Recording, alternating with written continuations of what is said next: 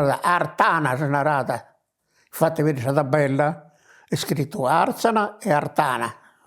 Per essere convente a Baona, acqua buona, Artana. In Anta, che anche dipende dai lini, sei di Arzana.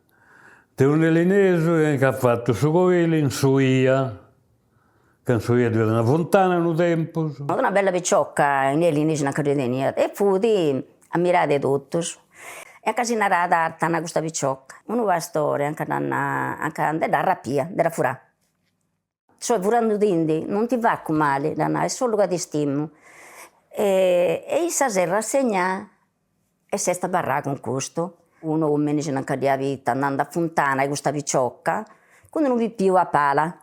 E anche avuto allattando questo vi più. Infatti, se portare su via, non ti figuravo, lo spettro suonava su commente su via. Quindi hanno un cancello un manno di Tellina in cui, e due tenendo da bestiamini, però un'altra che due hanno coili in cui. Se le arse non capo iniziare, da quando questo coili in cui.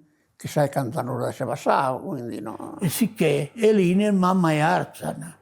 Le personaggi da Vittic, però oggi poi andavo a ascoltare le storielle, ci due punti con i puro, che dove tenevano un centro umano in Cone, un centro enorme, ci è andato a finire a Santo Giovanni. Ora era un taburo caputi, bello di Santo Giovanni, uno pastore in olla, poi in verano, come te puoi dire, come te puoi dire, stata su Manza, capito? Ed è qua, è piazzato questa storia. Su io dove teniva questo contingente romano, narrante dove un possidente romano che ha stabilito sa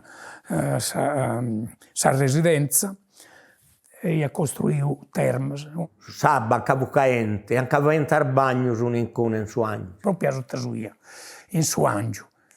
E in incone ho avuto questo militare e quindi altre abitazioni non c'è ancora.